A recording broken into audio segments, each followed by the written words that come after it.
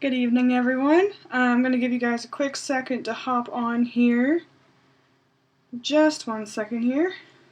Just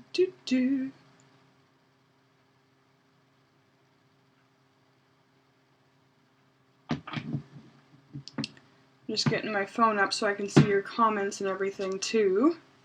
Getting all set. Okay. Well, good evening. It's really good to be spending some time with you on the live platform. We've had Pastor Moose for the past 2 weeks, and I've been doing just the pre-recorded stuff, so it's kind of cool to get to jump back on here with you guys. Before I get started, I have a quick little kind of announcement.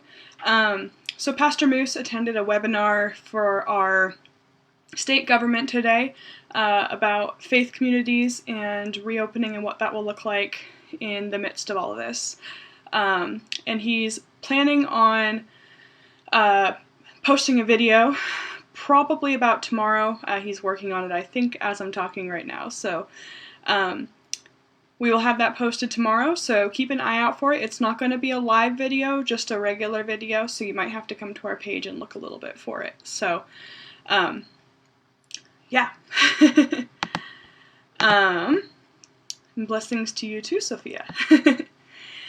So here we go. So tonight we're going to be talking about a subject that's probably heavy on a lot of our hearts, which is fear. We've probably heard that a lot throughout all of this pandemic stuff, and it's heavy, you know what I mean? And we're going to talk about what it looks like, and ask ourselves the question, are we acting out of fear? So I've been reading this book here. It's called Love Over Fear by Dan White Jr. I got mine on Amazon, and I put the link for it in the description for this video. I am just getting started on this book, so what I'm going to say tonight isn't directly out of it, but it definitely influenced me picking this topic tonight, because he sets a really good framework for why we need to talk about this. And the book itself is written to the average parishioner. It's not written for seminarians by any means, and so it's really cool in that way. And so I encourage you to take a look at that book. It's really neat. So tonight we're going to start out talking a little bit about politics. And that probably set a bit of fear in some of you guys. Don't worry, I'm not going to endorse or push any specific political ideas. I just want to talk kind of conceptually about politics, the ambiguous concept. But in order to do this, I need you to do me a favor. So I want you to try your hardest to take off the political lens. Yes, I put my glasses on just so I could do that. Take off the political lens that you see the world through, whether that be conservative, liberal, whether that means you support a particular politician, whether that means you think we need to reopen the government or keep it closed. I want you to kind of set those aside and try to look at this message without that context. And I know that's really hard to do. And I'm not going to push any political ideas. I'm not going to try and manipulate you, so don't worry. That's not what we're here to do. But I feel like it's really important for us to kind of set those things, put them in a box over here, and we can readdress them later. So I also want to take a second for us to be introspective and ask ourselves the hard questions. We have to kind of set our hearts ready for that. And it can be kind of hard to do sometimes. And I feel like I can do that better when I prepare myself for it and be intentional about it. So, as you've probably noticed, the world's become increasingly more polarized. And in this book, Love Over Fear, that I've been reading, the author uses a term that experts use called Bucha, V-U-C-A. It's an acronym. And it's referencing an era that is volatile. I can't read my own handwriting. I wrote too fast. Volatile, uncertain, complex, and ambiguous. So they say that there's only been one other real era like this in history, and that was between World War I and World War II. And because of all of the tension and fear that built up in that era, it kind of led to World War II, where everybody was fearing each other, and it just created a huge mess, especially in race politics. And we, looking back on that, can see that. But experts are kind of saying we're kind of living in one of those type of times now. Doesn't mean we're headed for another world war, but it's another time where it's volatile, uncertain, complex, and ambiguous. And everybody's kind of feeling that tension. They place the roots of this particular era at about 9/11, when our relatively safe culture and community suddenly became not so much. We started to fear those around us a lot more. And we've been pushed to be fearful of everything around us from that point on. And whether that is something that's unfamiliar, it's kind of that's what's been pushed the most, is unfamiliar things like other races, other religions, other ideologies, other political viewpoints. We're being kind of conditioned to fear those things that we do not know, and fear those things that we have no experience with. And this is being done really subtly. I'm not saying the government's implanting thoughts into your brains, because it's not all the government.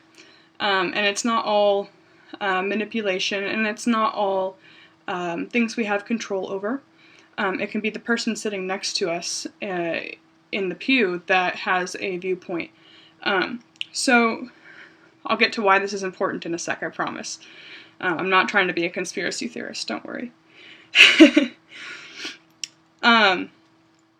And we have numerous things around us that can kind of fuel that fear, like politicians on both sides of the aisle, news media, and social media that are all becoming more and more prevalent, especially the media access. We have access to that like never before, instantly at our fingertips.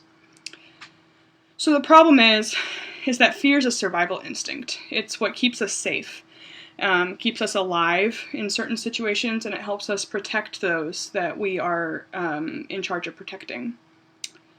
And it keeps us out of potentially dangerous situations. The problem is that our brains handle fear exponentially.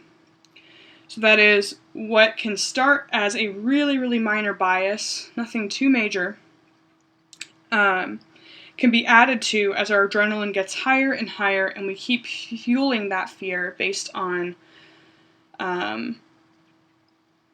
everything around us. So we are unfortunately part of a limited worldview, most of us are. Everybody in some ways part of a limited worldview. We have a limited set of experiences because we are one human. And sometimes that can kind of fuel that fear, because there's always going to be stuff we don't know, right? So eventually we also start to spread and project that fear.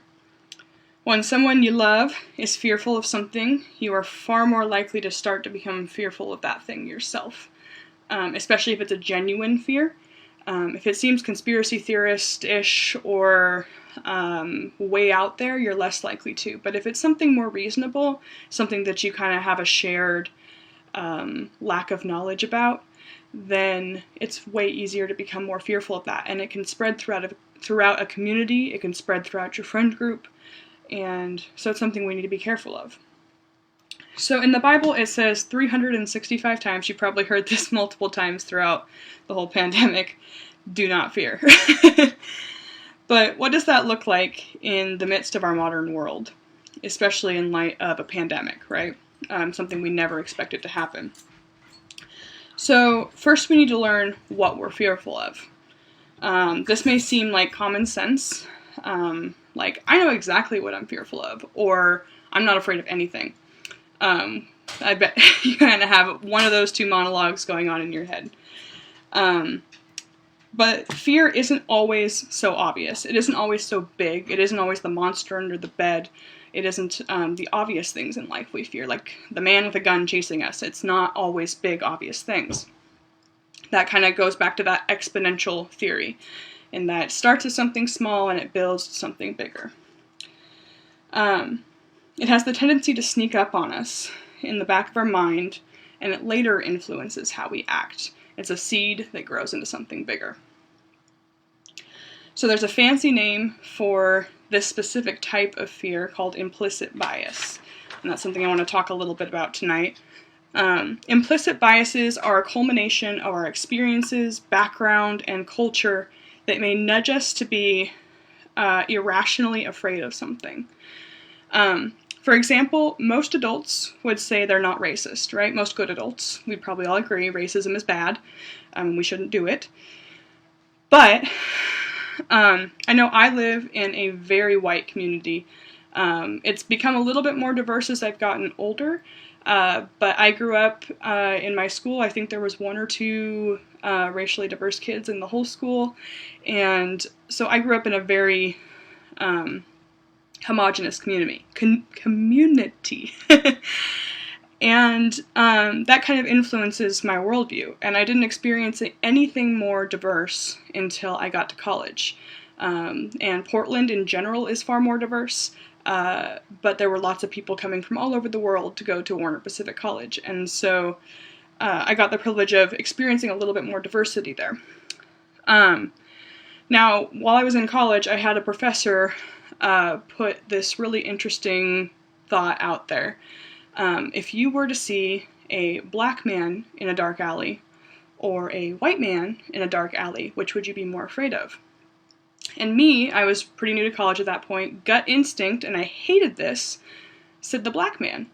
And I could not rationalize this. And we were learning about implicit biases at the time. And that's why this analogy was brought up. But that was something that it was a gut instinct. It was obviously based on very little logic or faith. It was the fact that I had hardly talked to black men at all in my life at that point. And feared them for no good reason, right? And I feared the unknown. Now, why are these gut reactions and fears and biases important? Because they influence our actions. So just because I run into a large black man or white man in an alley doesn't mean they're there to hurt me. Right? So just because I happen to be in a dark alley, which I don't tend to frequent, but if I happen to be in a dark alley and run into somebody, it doesn't mean they're there to hurt me. But that implicit bias, that little tiny grain of fear, can influence me to do something that I may later regret in reaction to a perceived situation, right? I might perceive that they're there to hurt me and act differently because of that.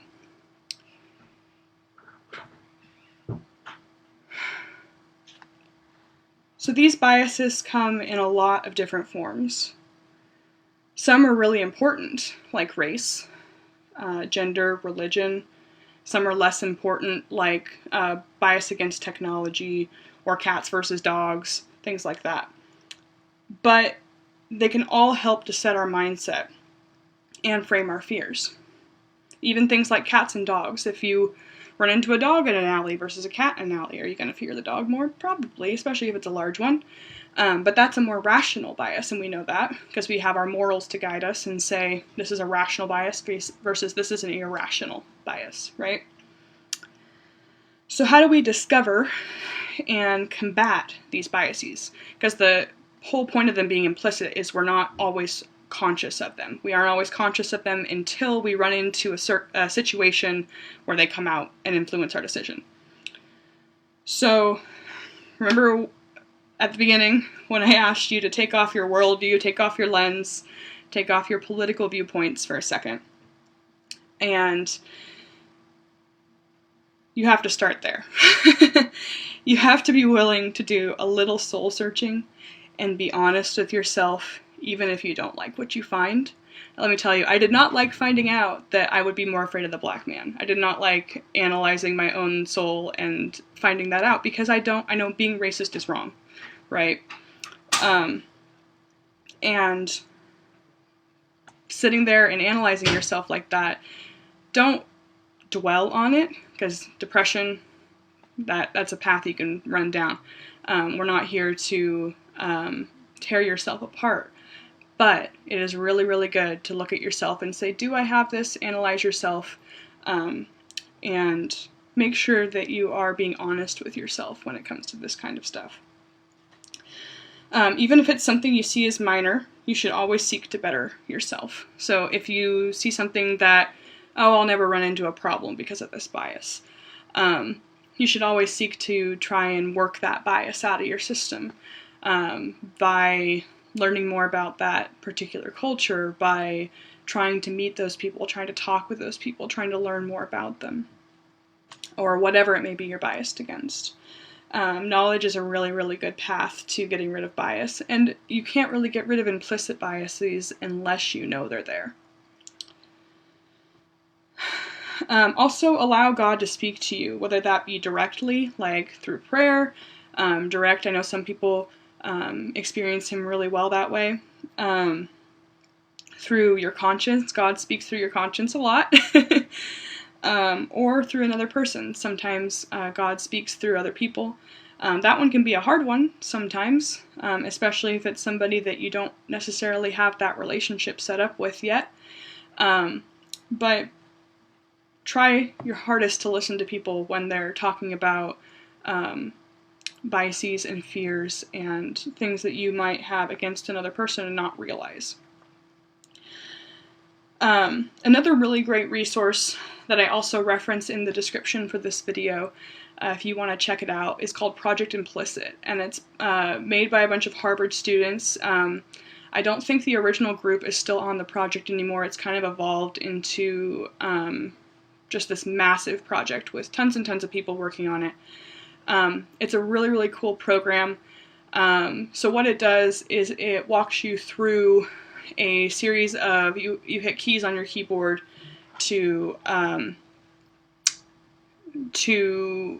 it's really hard to explain. Basically, it runs you through a quiz, but it's a snap decision quiz. You answer the quiz questions as quickly as you possibly can and make snap judgments throughout the course of the quiz. And they have they have hundreds of different biases that you can go and look at. They even have some that are coronavirus related that they just put up, I saw today. They have tons of stuff, and it's super cool to go and look through them and play with them. Some of them are more humorous or fun. Some of them are more serious. And that's a tool that I've definitely used to kind of root out some of those biases. And it's pretty foolproof. It's been well tested, well studied, and it's just a really cool program. And I put a link to that up there, but it's called Project Implicit by Harvard. And I really strongly recommend that. So the last thing I want to talk about tonight is acting out of fear. So we kind of talked about how we experience fear, how fear can grow within us, but I want to talk about how we act out of fear now, especially on social media. So in our current political, economic, and social climate, it can be so easy to act out of fear online. This can be as simple as spreading fear, or it can look like anger or avoiding. We need to remember as Christians that we need to exercise grace and truth when interacting online. Is what I'm about to say full of grace, love, and mercy? Am I posting out of anger or to get a rise out of somebody? Is what I'm about to post full of truth? Is the post that I make scripturally truthful? Is it accurate to Scripture? Does it line up with Scripture? Have I made sure to check what I'm posting against as many reputable, unbiased sources as possible? So tonight I encourage you to do some soul searching. Spend some time in prayer. Maybe even take a minute or two to look back through your social media platforms if you're somebody that posts a lot. And ask yourself some of those questions. Is what I'm posting full of grace and truth? Is it something that's helping to propagate fear in my community? Is it something that a good Christian should post? And going forward, just try to operate in grace and truth overall. That's not my idea per se. The whole grace and truth grace and truth concept is something that I'm taking from discipleship boot camp. I went to, I think March was the last one, maybe February, the last one I went to. Our district association's putting on, and they're absolutely great. And he talked about grace and truth, and it's such a great lens to see the world through, is what I'm saying, is what I'm doing, operating through grace and truth. And that's another video, another day. That's a whole nother topic. But I want to give credit where credit's due. So that's all I have for you guys tonight. Nothing too complex, but hopefully some food for thought, hopefully some initiative to work on yourself. I'll be working on myself. It's something I'm always working on. I'm not perfect on any of this. Nobody is, and it's something we all need to work toward. So that's all I have for us tonight. Don't forget, Pastor Moose will be posting a video probably tomorrow about the church's response to coronavirus going forward. So keep an eye out for that. It will not be a live video. It'll just be a stagnant posted video. So keep an eye out for that on our page. And that's all I have for you tonight. I will see y'all later.